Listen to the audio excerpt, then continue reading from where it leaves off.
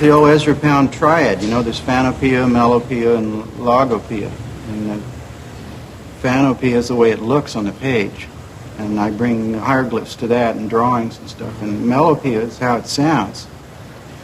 And melopoeia is where the muse comes in. I think there has to be another muse invented for the electromagnetic era, which I call retentia, for the retained image on tape or on film or on micro disc or whatever. And I just think it's important to be able to perform your poetry well as for it to look good on the page, which is phanopoeia, and for it to appear well in the mind, which is logopoeia.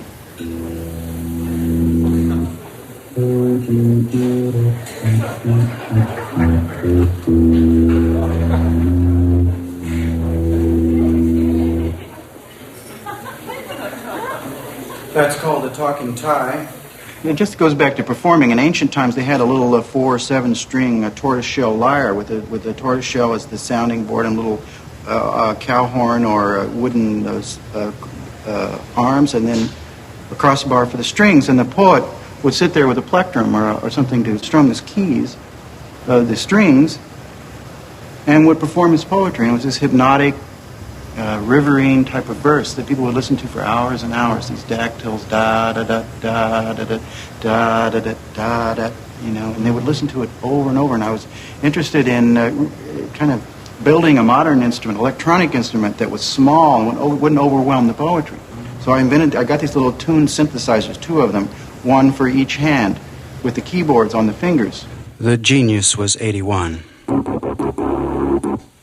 Fearful of blindness, caught in a wheelchair, staring at death.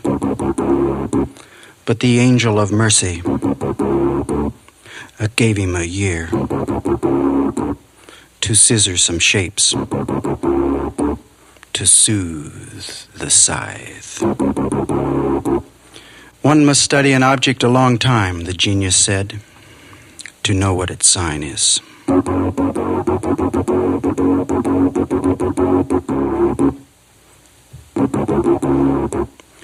The scissors were his scepter, and the cutting was as the prow of a boat to sail him away, to sail him away, to sail him away.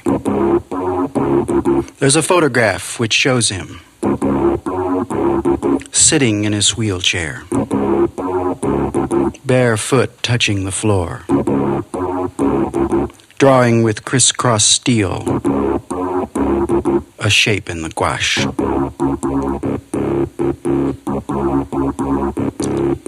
His helper sits near him till he hands her the form to pin to the wall. He points with a stick how he wants it adjusted, this way and that, minutitudinous, the last blue iris blooms at the top of its stalk.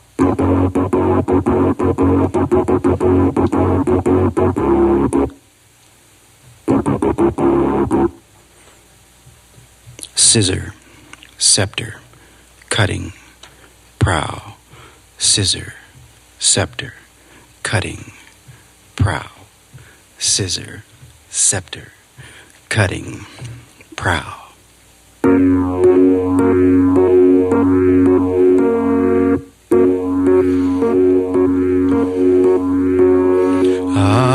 Keep those scissors flashing in the world of forms, Henri Matisse.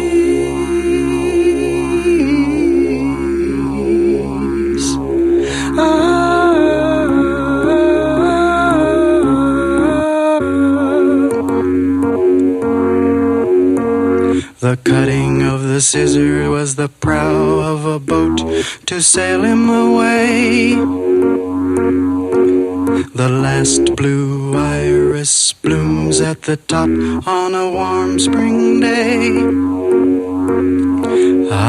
Keep those scissors flashing in the world of forms, Henri Matisse.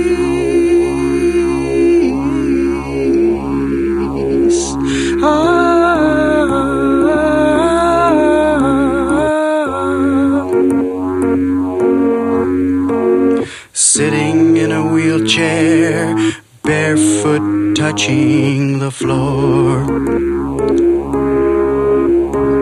Angel of mercy pushed him over next to Plato's door.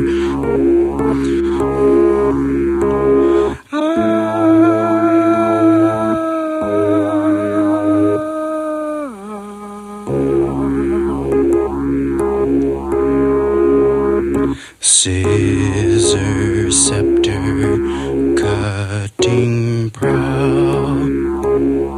Scissor, scepter, cutting prow. Scissor, scepter, cutting prow. Henri Matisse.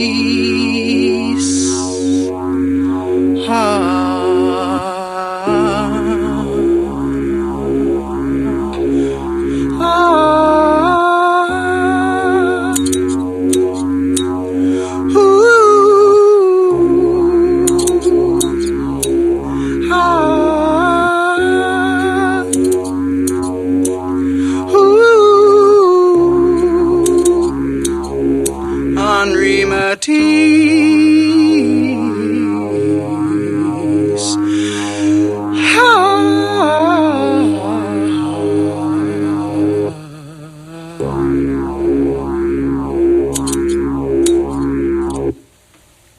Helen Adam.